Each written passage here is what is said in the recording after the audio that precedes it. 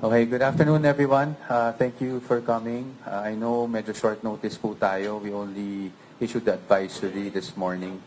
And I'd like to apologize for that. The truth is, we had a problem looking for this venue, no, setting this up. So kaya medyo na late po yung aming media advisory. So again, good afternoon today. With me, as you know, are members of the defense team led by Attorney Sheila Sison to my left. Attorney Carlo Joaquin Narvasa, and Attorney Ralph Bodota, to my right. So, we're all here because, as you know, gusto ko lang sabihin sa inyo na sa totoo lang, malimit talaga magpa-press. Gusto ko lang sabihin sa inyo na sa totoo lang, malimit talaga magpa-press con ang defense team. Kahit last year, nung unang round ng impeachment, kung mapapansin nyo, hindi talaga kami nagpapa-press con because as much as possible, we do not want everything to be like a trial by publicity. No? We do not want to litigate through the media. So it's just with developments yesterday. I believe there are so many media queries that are sent to me all night. So minarapat na namin na sagutin kayo kahit generally lang dahil syempre, no, as you know, we cannot disclose fully our legal strategy. And as we said, hindi naman kami yung tipo ng mga abogado na gustong nakikipagdebate sa media. We would rather do this through the processes, no? And probably even in the impeachment court kung umabot doon. So yesterday, alam naman natin yung mga naging issues. It's the SALN, no? And then of course the AMLAC or AMLC report. And then all the others pa, like yung SEC, BIR, and all that. So, ang main focus naman kasi, and of course, the testimony of former Senator Trillanes, no? Mirapat lang namin na sagutin yon sa inyo, although hihingi ulit ako ng paumanhin dahil nga hindi magiging madetalyeng sagot namin. One, dahil we only received the documents, no? Earlier today, this morning, at sa totoo lang, we haven't had the chance or the time to really peruse over all of these documents that were given to us by the House. And secondly, as you know, our position has been firm, no? And that's why we filed a petition before the Supreme Court questioning the proceedings. And thirdly, it's because kailangan malinaw sa atin kung ano ba talaga ang sakop ng isang impeachable offense. Diba? Very clear naman po sa Sara Duterte versus House of Representatives, yung huling desisyon ng ating Supreme Court ng impeachable offense only refers to offenses allegedly committed while the impeachable officer is occupying that impeachable office. So we're talking about 2022 to present. So kailangan po malinaw sa atin yon. And of course, legally, kung pwede lang, we will confine ourselves to that. But naintindihan ko naman, no, the questions that the public may have. And that's why we are here today, to try and answer all of your questions. So, without further ado, perhaps we can already start, no, with the questioning. We will start with Ms. Camille Samanto of TV5. Good afternoon po, Attorney Powa and to other lawyers. I'm Camille Samonte po from TV5. Sir, ano pong plano ng defense team kung paano nyo po dedepensahan? I know na nag-release na po ng statement si Vice President Sara Duterte denying the accusations of former Senator Trillanes and yung mga naging findings po dun sa kanyang SALN at ng AMLAC. Pero paano nyo, sir, yung dedepensahan kung sinasabi po ng bise na lahat ng kanyang pera, ari-arian ay idineklara sa SALN niya, pero hindi po nagtutugma doon sa findings mismo, doon sa mga dokumento na pinresenta kahapon, maging yung mga financial records and transactions po na ipinakita ng Anti-Money Laundering Council? Opo. Actually, ma'am, yung salitang hindi nagtutugma is a conclusion in itself. No? Yan yung posisyon namin.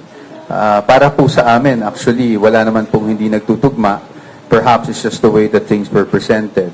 Obviously, as I said, we cannot disclose how we will defend the Vice President. But yung nangyari kahapon, of course, is something we already expected as a defense team, lalong-lalo na nung alam natin na nitong committee hearings, nababalitaan natin yung mga subpoenas. So, we were expecting those things, but yung gusto ko lang i-clarify, yung hindi nagtutugma, yan yung misconception na gusto natin ma-clarify today, no? Through responding to your questions. Again, we cannot go into details on how we will defend, but syempre, iba kasi. Ang point namin is yun nga iba yung pag nasa trial na tayo kasi at least doon, we can test the credibility not only of the witnesses but even the documents that are being presented. Are you saying, sir, na yung mga pinresenta, for example, yung mga allegations po na ipinakita ng mga dokumento ni former Senator Trillanes, is not credible enough kahit na nung tinanong po ito sa AMLAC ay na-confirm naman nila?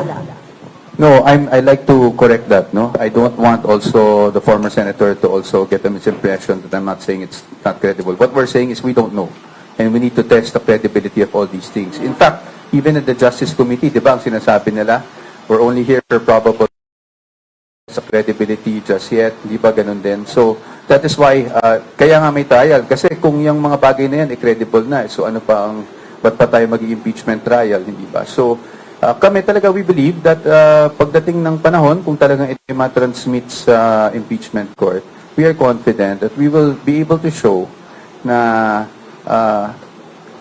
walang katotohanan yung hindi nagtutugma, no? Yung mga pinakita kahapon dun sa mismong salin.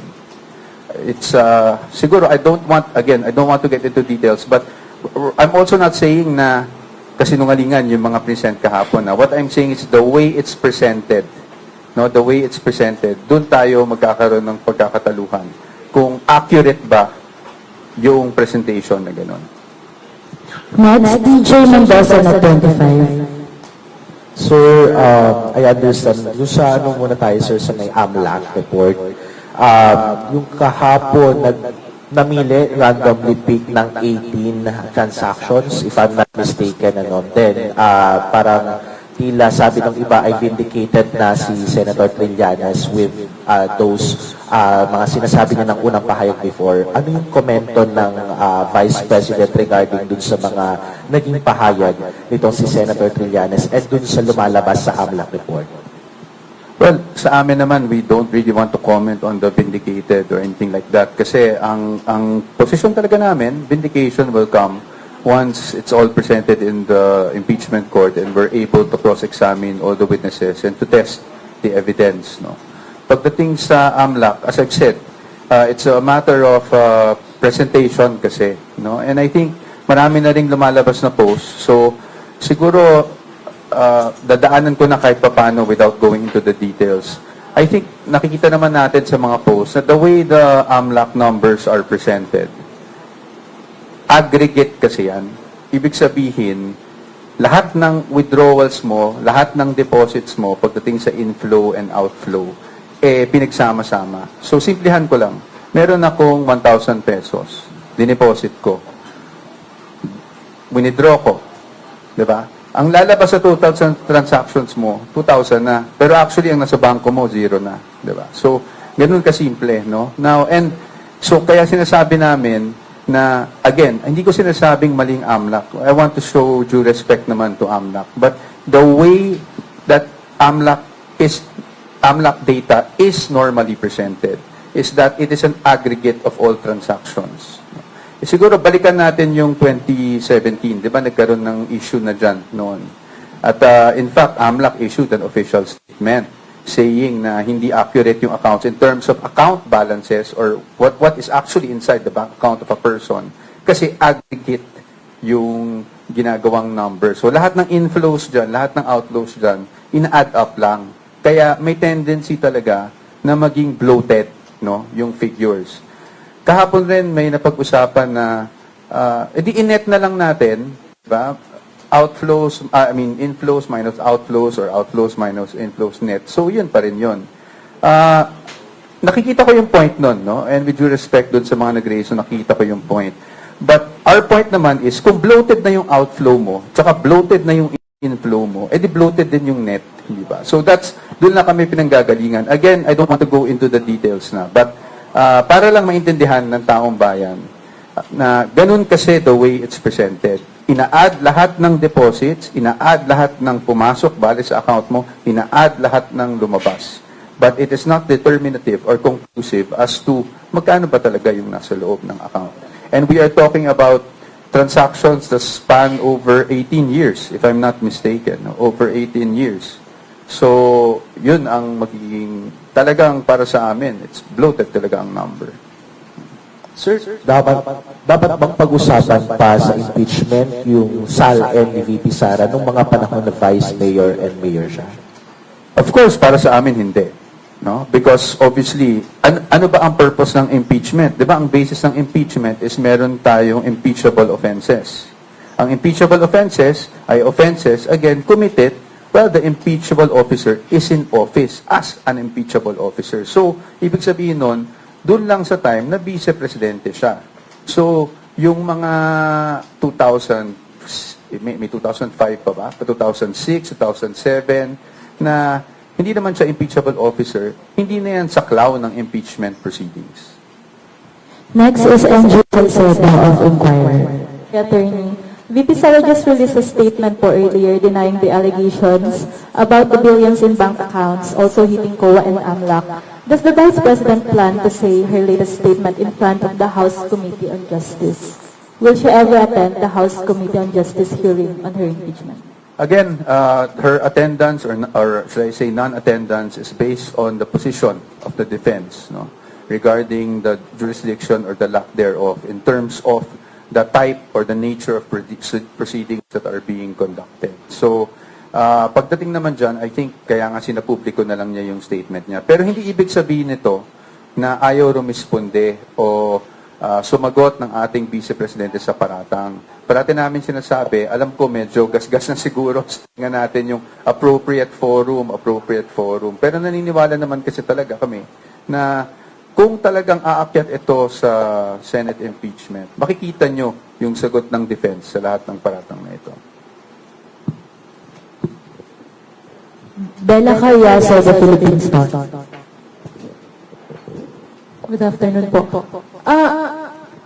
Earlier, nag-interview si Congresswoman Leila De Lima and ang sabi niya, yung 6.7 billion na dinisclose ng AMLAC, pwede daw mag-constitute as ill-gotten wealth kay Vice President. Ano po yung reaction niya dito? Well, I respect Congresswoman De Lima, former Senator De Lima, and she's entitled to her opinion. No? Sa amin naman, ang plano lang namin is to show why those numbers are actually inaccurate. And second question And po. si Attorney Sheila would like to also add on to that.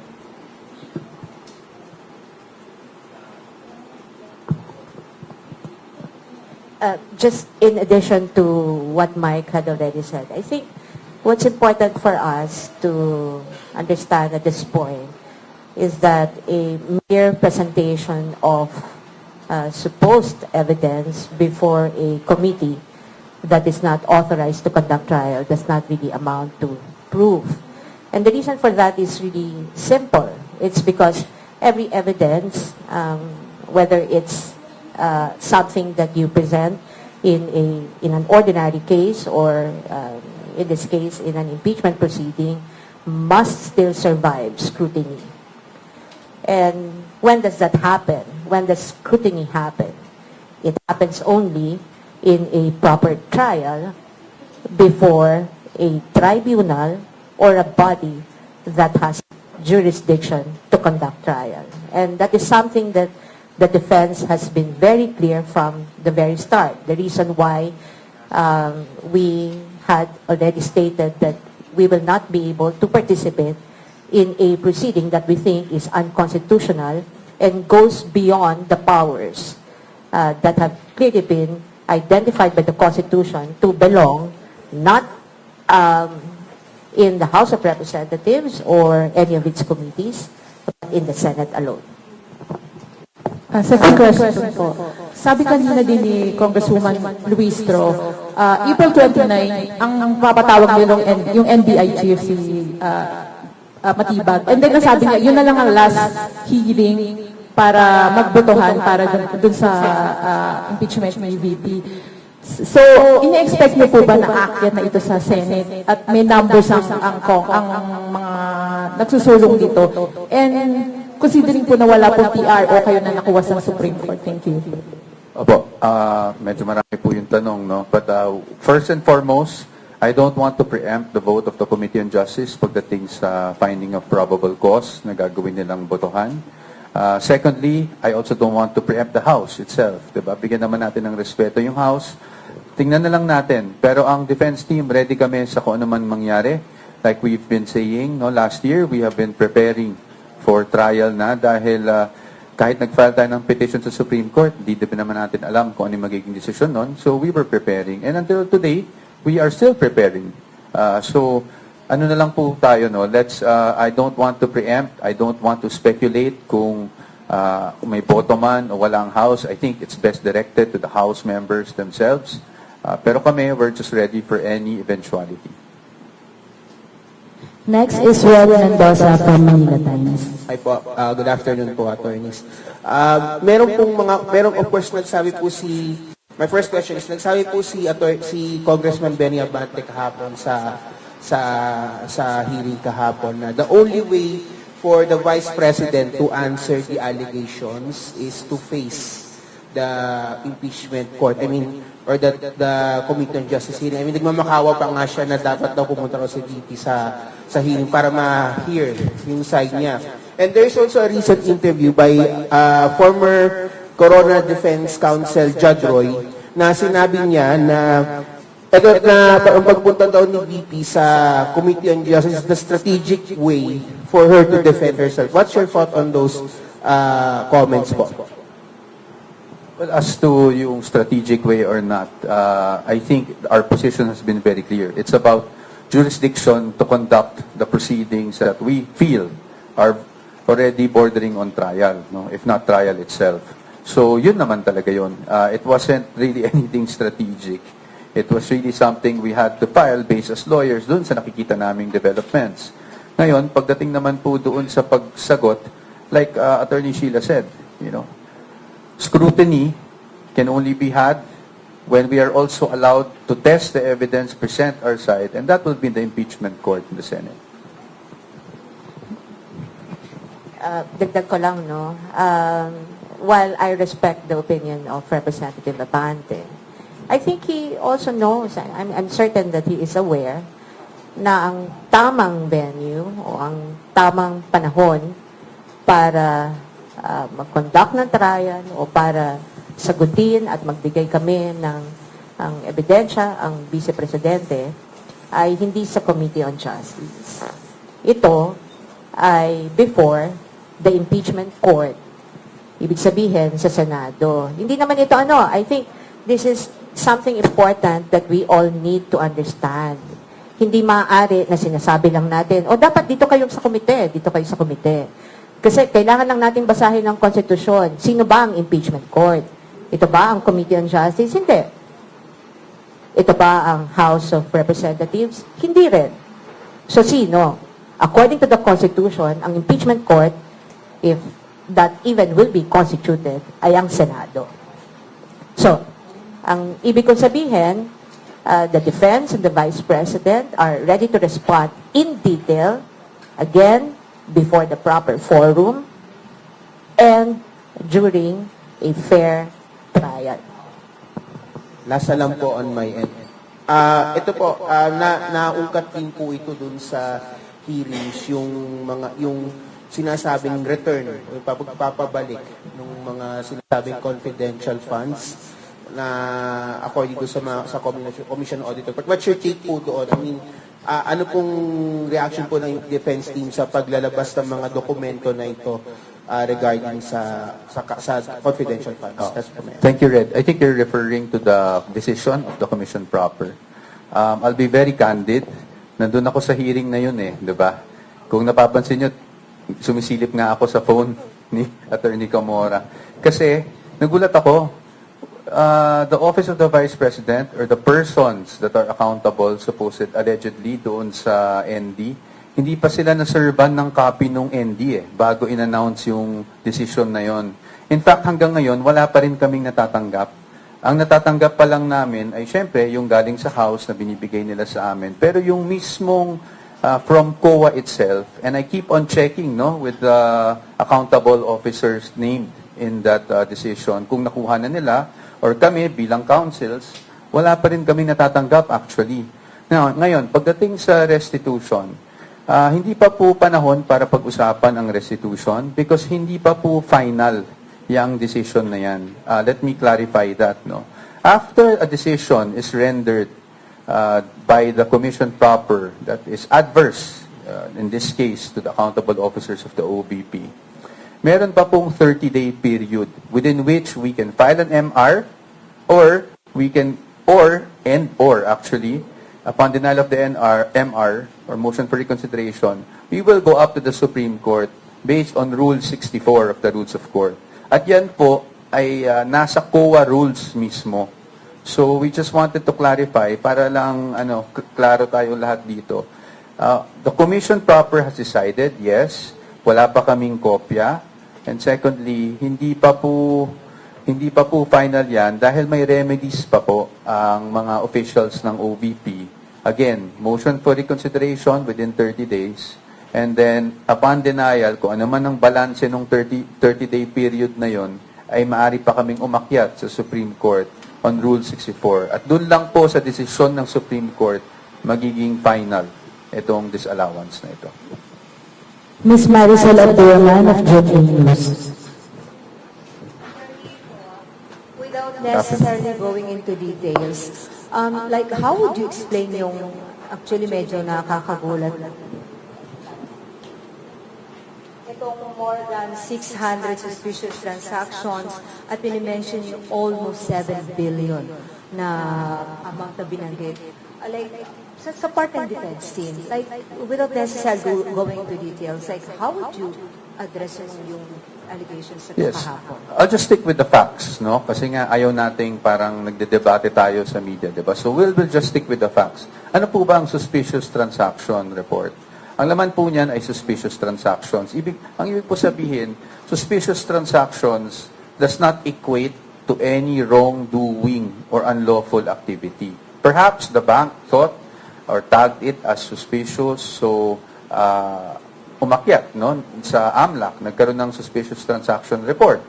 Ngayon, hindi naman ibig sabihin nun, illegal na kaagad, or may money laundering na kaagad, or may krimen na kaagad. In fact, magti-trigger lang yon para sa AMLAC na tingnan at kung gusto nilang imbestigahan, at yun po ang nangyari. In fact, kanina, when we were, the legal team and I, the defense team and I were perusing over the documents, wala kasi kaming time so nagbabrowse lang kami. Napansin namin dun sa attachment ng suspicious transaction report, ang naging basis nila for that was media reports on the confidential funds, on the committee hearings, regarding in relation to the confidential funds. So, maaring yon yung nag-trigger sa bank, And yun lang yung naging basihan ng bank, kaya nagkaroon ng suspicious transaction report. But, again, I don't want to speculate on that. Yun lang yung nabasa namin. So, wala pa kaming time para bigyan kayo ng full picture. But at least we want that established that a suspicious transaction does not necessarily mean or does not automatically equate to any wrongdoing or any unlawful activity. Pagdating naman po dun sa pangalawang niyong tanong na bilyon at sabi niyo nga nakakagulat, marami ring nagulat. Totoo naman po yun, Kahit naman sino siguro magagulat kung ganun yung amounts. But again, doon po kami nanggagaling sa how is an AMLAC report presented. Diba? It is the aggregate of all, ang tawag nga nila ay inflows and outflows. So, lahat ng deposit, lahat ng withdrawal, ina-add nilang lahat yon. At least yun yung posisyon namin at pananaw namin o pagkakaintindi namin sa reports ng AMLAC. Na ina-add lang nila lahat yun over a span of 18 years. So it doesn't give us a clear picture kung magkano ba talaga yung pera na nasa bangko.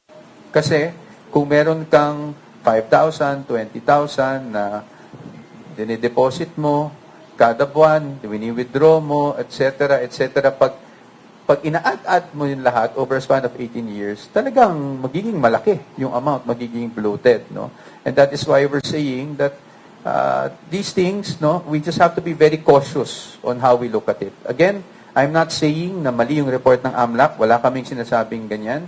What we're saying is we have to be cautious on how to take those figures that were being given out yesterday. And as you know, the Vice President in her statement already denied, all these things na may ganun siyang kalaking pera na pumasok sa kanyang bangko at any point in time. Okay. Sir, the hearing kahapon may mga congressmen na nag-raise ng concern na the committee might be violating laws. Pero as the defense team of the Vice President, we think rise of the committee were violated. If so, ano ang committee specifically? Ako sa ngayon, if I can be honest with you, hindi ko muna didiretso yung sagutin yan. Of course, we have our own position and you'll know it at the proper time. Attorney, habol ko lang. Nasa kanila po yung box ng BIR. Any illegal move? Kasi we understand parang there's a bubata from BIR to withdraw but the committee refused to do it. So, anong plano po ng detention kasi they're still in possession of that box? Well, I think it was clear from the BIR's position itself, no? The commissioner during the transmittal even mentioned the confidentiality of all these returns, specifically I think Section 270, if I'm not mistaken, of the tax code, no? So, nilatag na naman niya yon, no? And in fact, dun sa transmittal, when we saw it, nakasulat doon, it can be given as long as it's in executive session and by request by Congress and in aid of legislation, which this is not, no? Hindi to in aid of legislation. So, kami naman, we'll just monitor the developments and syempre bilang abogado, kung makikita namin na violate yung rights ng aming kliyente, we will have to do everything to protect, the rights of the Vice President. Attorney Sheila, you wanted to add, no?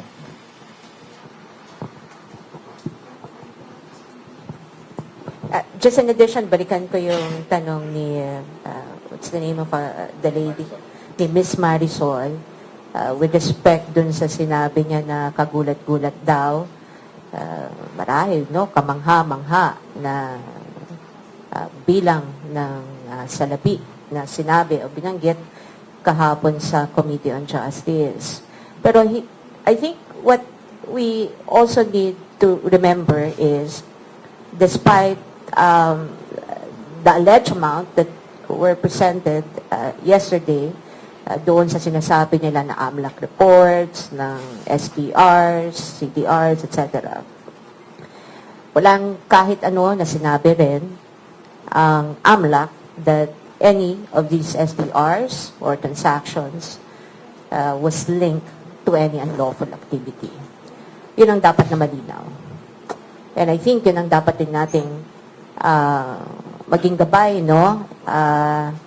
Bago natin paniwalaan o kunin yung mga impormasyon lamang na inilalatag sa ating harapan.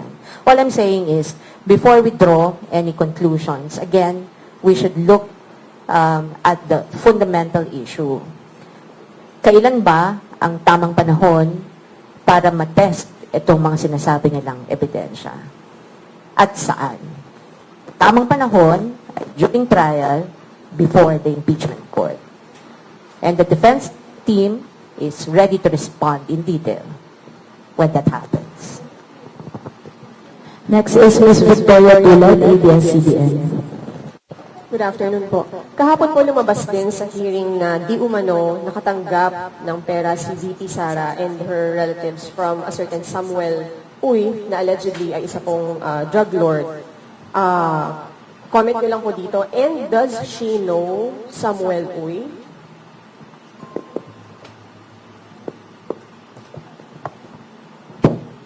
Yeah. Thank you, Victoria. As to her personally knowing Samuel Uy, hindi namin napag-usapan pa.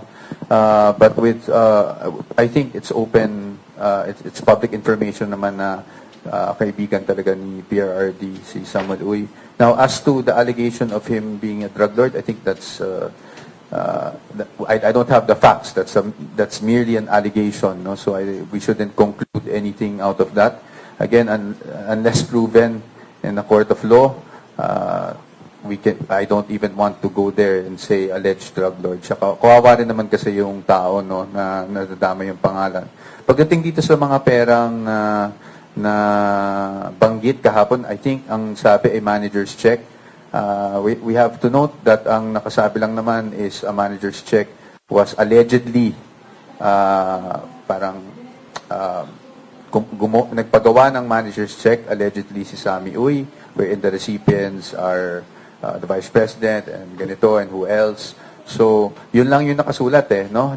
Wala naman dun anything na natanggap talaga nila. And as you know, the Vice President already issued a statement denying that she had received any of these amounts of money that were presented yesterday. Now, again, we don't want to get into the details, but those checks, we're confident that we will be able to clarify everything and show the public kung ano talaga yung nangyari sa checks and kung meron man talaga, no, pagdating ng trial.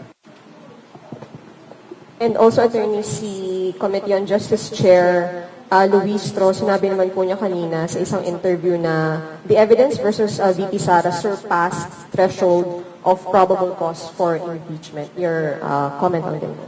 Well, I guess, again, with all due respect to Chairperson Luis Tro, no, I don't want to be debating with her, but it's being the chairperson of the Committee on Justice, sabi nila, yan nga ang trabaho nila, mag-determine ng probable cause with that statement. So I guess we know what her position is. So, and they put it to a vote. Again, nasa kanila naman yan, yung determination ng probable cause. If it so happens that talagang magkaroon ng determination of probable cause, this is given to plenary and transmitted, we will not anymore debate on what they did there, but we will just face them in the Senate. Of course, without waiving the petition that we filed before the Supreme Court regarding what we see as constitutional infirmities dito sa mga proceedings na ito. Next is Mr. Jason Biblico, SMNI. Hello, attorneys. Jason po ng SMNI. Sir, first question, dahil under po sa AMLA, banks are under po sa Section 9 ng AMLA, it provides po that SDRs and CDRs shall not be disclosed and are protected from public release. And this confidentiality po is reinforced by the bank secrecy law and related financial privacy laws. So, babalikan ko lang yung tanong, sir. Posible po bang may nalabag na batas ang AMLA at ang House Committee on Justice sa paglalantad po ng bank accounts ni VP Sara Duterte and Attorney Mans Carpio, and posible po ba na dadalhin rin po ninyo ang usapin na ito sa Korte Suprema if may nakita po kayong paglabag sa constitutional rights ni VP Sara? I think you said it yourself, no? Kung yun yung nilalaman ng batas, malinaw naman yung sinasabi ng batas, that those information are strictly confidential, cannot be disclosed, hindi ba? But we've seen otherwise from what happened before the committee hearing yesterday. Now, as to any actions that we plan to take or the personalities involved plan to take, that's something that I hope you understand we will not be able to disclose at this point. Just to add on, we are, and just to emphasize, we are fully aware, in fact, that Section 8A, if I'm not mistaken, of the law as amended. No? Sir, second question, ano po ang panawagan po ninyo sa public? Kasi parang ang lumalabas po na lahat po ng mga sinasabi doon sa House Committee on Justice ay parang tinatanggap na katotohanan ng iilan. So ano po ang panawagan ninyo sa publiko sa gitna po ng usapin ngayon involving the Vice President? Siguro simple lang po talaga ang panawagan namin. No? Let's just be cautious doon sa mga lumalabas without saying that they're false, because that's really not my point. I'm not saying false yung mga lumalabas. All I'm saying is we have to be cautious, especially with the way things are being presented. And ang panawagan namin is intayin nila kami. Ano? Intayin nila na kami naman ang magpresenta ng aming ebidensya para pabulaanan lahat ng mga lumalabas ngayon laban sa ating Vice Presidente. Sir, pahabol, last question. Kasi sinabi po ni Vice President Sara dun sa kanyang statement, isa sa mga nasa likod ng mga parata ng former Senator Trillanes is the sitting President. So, may magiging hakbang po ba ang defense team laban po sa Pangulo? I don't think we're I don't think we're at liberty to discuss things like that because we're just limited to the impeachment proceedings.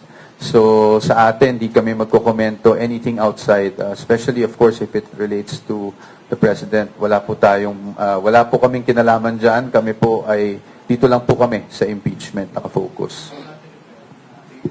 Ms. Nympha Ravelo, PZWB. Good afternoon po, attorneys.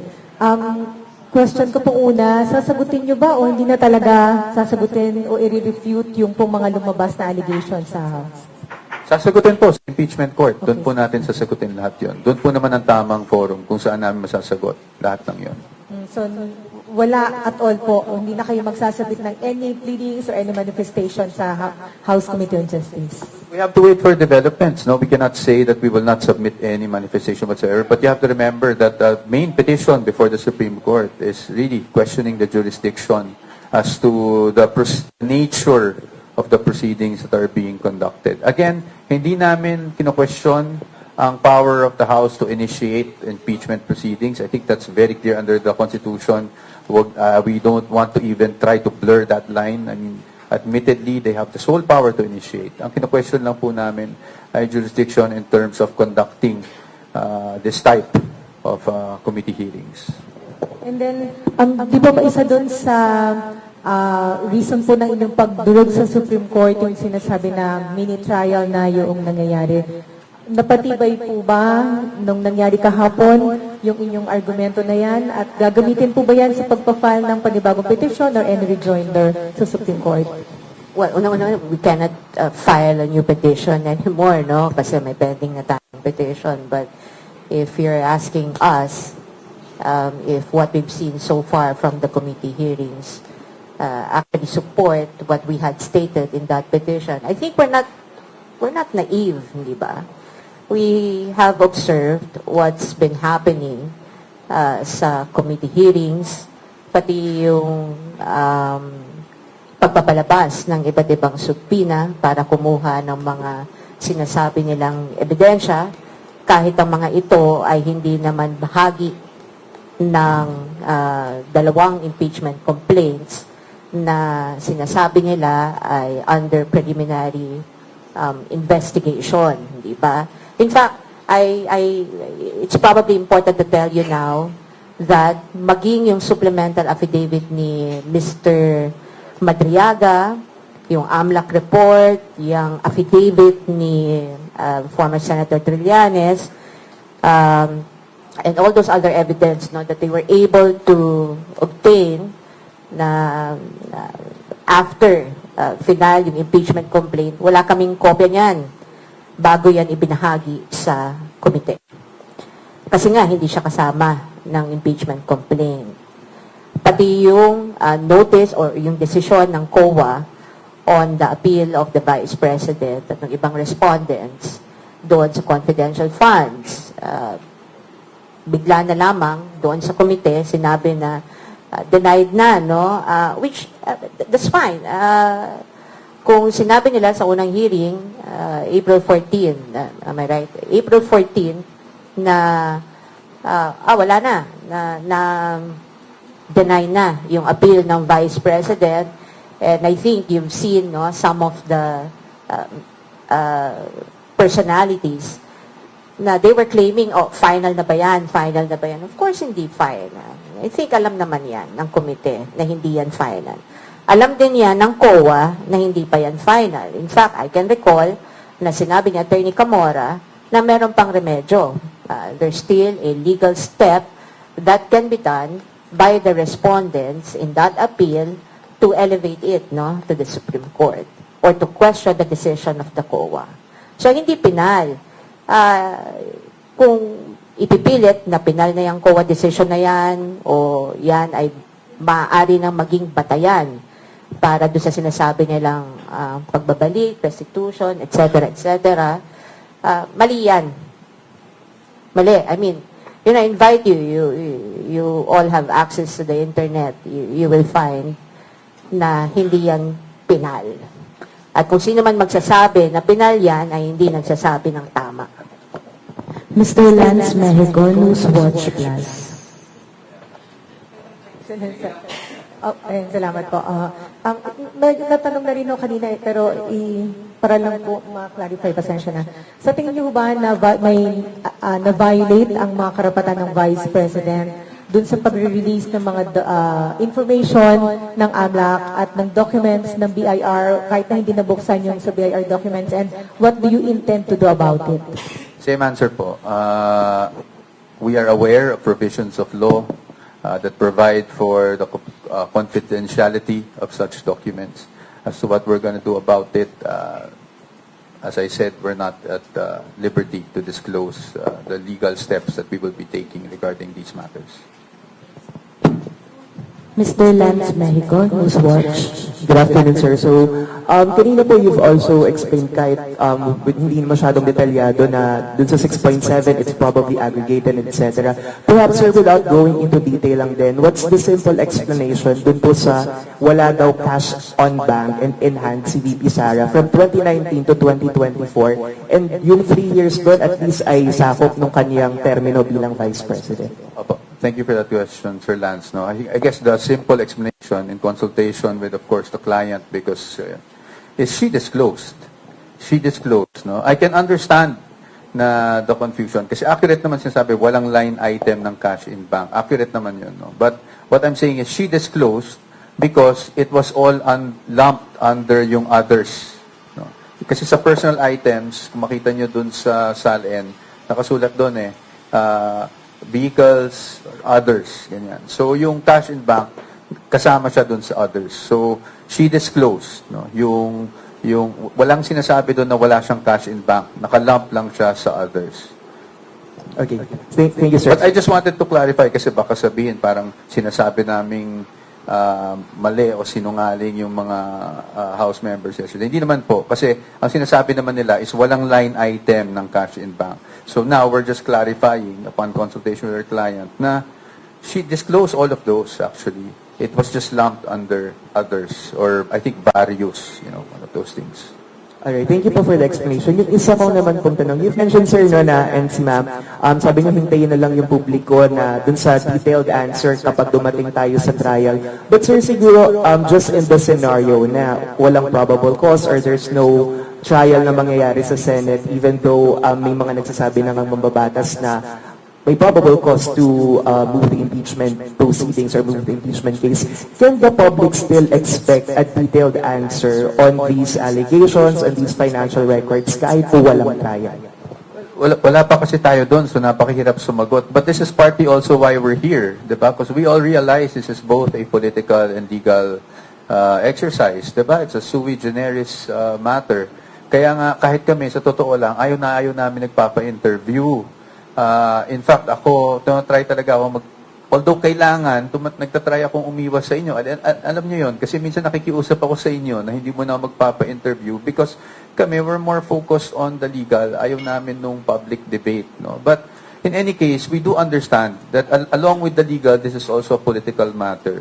And that's why as much as I can, and the defense team can, we try to oblige certain interview requests para lang ma-explain sa public generally. Para lang hindi magkaroon kaagad ng misconception dun sa mga nangyari. But we're too far from that. Tingnan muna natin kung anong magiging desisyon ng ating House of Representatives ukol dyan. At kung magkaroon man ng, you never know, sabi nga ng Senate, they will start the trial forthwith kaagad pag umabot sa kanila itong articles of impeachment. So pinaghahandaan talaga ng defense team yan sa ngayon. Lastly, Mr. Chad Gatchalian of Billionaire News Channel. Good afternoon po, attorneys. May one more hearing pa sa April 29. Ang topic daw na pag-uusapan is i-scrutinize yung alleged evidences, threats umano ni VP, kay PDBM, kay First Lady at former Hospital Romualdez. Ano po yung expectations ninyo dun sa hearing na gaganapin? And so far, kahit wala pa yung presentation of evidences, ano ba yung overall stance ng defense team with that issue? Well, actually, the issue of grave threat is pending litigation. It's nasa DOJ yan, no? So we have already submitted our defenses there. Pagdating naman sa expectation namin sa hearing, honestly, mas maganda siguro itanong na lang sa members ng Justice Committee kasi kami, wala talaga kaming alam no, kung ano yung mangyayari that day. Kami lang, handa lang, meron na kaming posisyon on the grave threat issue at obviously we cannot disclose that as of the moment, but you will see our position if ever this goes up to the Senate. I think malinaw naman na sa amin na kaya naming depensahan ng Vice Presidente ukol dyan sa nangyari yan. Siguro, last na po, if ever na mapapaakyat itong sa Senate, gaano ka-confident yung defense team na mananalo kayo for VP Sara and bakit? Yun. Well, the defense team is not here to lose, hindi ba? So, binuo kami, we only have one target. It's not just to win, but actually to show the general public and the people of the Philippines na walang katiwalian, na walang katotohanan sa mga ikangay katiwalian na binabato sa ating Vice Presidente. And when we talk about vindication, last year, diba, tinatanong kami, do you feel vindicated with the Supreme Court decision? Kami mismo nag-admit na hindi kasi wala pa tayo sa merit. So maybe only that time will the Vice President feel vindicated, no? And that's what we're here for. We're here to protect the rights of our client, and we're here to show the evidence, to present the evidence, to test the evidence of the prosecution, and to show the Filipino people na hindi corrupt ang ating Vice Presidente at walang katiwaliang ginawa ang ating Vice Presidente sa kanyang termino. Last question lang po, Ina Hernando Malipon, Manila Bulletin. Hi, Ina. I haven't seen you for so long. Hello. Hello, sir. Hello, everyone. Just one question lang po. No?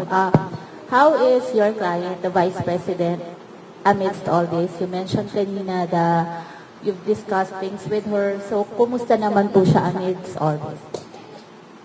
Business as usual, ang ating Vice Presidente. I really admire her strength, no, throughout all this. It's been happening since, I think, 2023 na parati siyang may atake. So, and I've seen it up close when I was with her. So, kilala niyo naman ang Vice Presidente natin. She's just business as usual. She's going about her business, dito sa OVP. Sinisigurado lang niya na tuloy-tuloy ang mga proyekto ng OVP. At pagdating naman dito sa mga problemang legal, nandito naman ang defense team niya na binuo niya maaga pa para sigurado na siya na madedepensahan siya ng tama, no? Kung sakali mang umabot tayo sa impeachment trial. We thank our colleague from the media. Before we end, we invite the defense team to share any closing message. Siguro, hindi na po kami mag-closing message. Isang malaking pasasalamat na lang po sa inyong lahat. At isang paumanhin. Because in the next few days, I will really not give too many interviews. Pili lang po talaga. Not because of favoritism or anything like that, but because, as you know, again, we do not want to litigate this case in the media. We want to follow process. At pagdating sa media, it's really clarifications that we give. We respect yung pananaw both ng mga supporters natin and even those who are against us. So we don't want to engage in any debate with them. Clarification lang din po yung gagawin ko sa media in the next few days. At anytime naman po na sa tingin namin kailangan talagang may ma-clarify na malaking bagay, we will always be here to give you a press con. And pag nagsimula naman po siguro yung impeachment trial, we will definitely oblige, no? In fact, that's why sinama ko rin dito si Attorney Narvasa, si Attorney Bodota, mayroon pa kami si Attorney Benluan, who will also help me pagdating sa communications sa media, kung ano yung mga pangyayari para lalong maintindihan ng ating mga kababayan kung ano yung mga legalidad at pangyayari na mangyayari sa trial sa pang-araw-araw. Thank you. Yeah, sige po.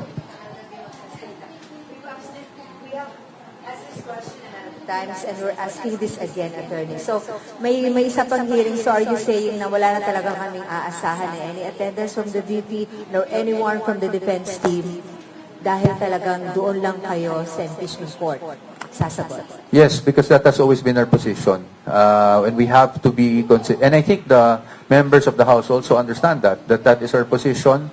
We filed a petition before the Supreme Court, and we have to maintain and be consistent with that position. I had to ask kasi that the chairman kahapon made an emphasis again na for the second time, ang empty chair lang ang aming kaharap. So, she's still maybe somehow hoping still that, one day anybody from the team or no less than the VP would appear at the session. At the Opo, sa amin, that's our position. From the members of the team, again, it's the same Kung pumunta kami doon, it will be inconsistent with our position. And even if it wasn't, wala din naman kaming magagawa doon because, again, our role is only to assist.